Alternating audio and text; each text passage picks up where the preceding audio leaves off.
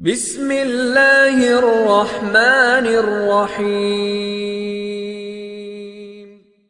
السلام علیکم ورحمۃ اللہ وبرکاتہ۔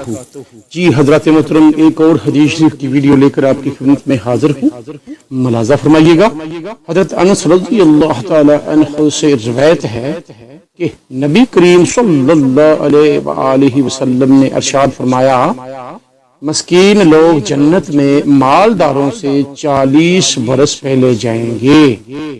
عائشہ رضی اللہ تعالی عنہ، مسکین کو خالی نہ پھیرو، اگرچہ کھجور کی کاش ہی ہو اسے دے دو۔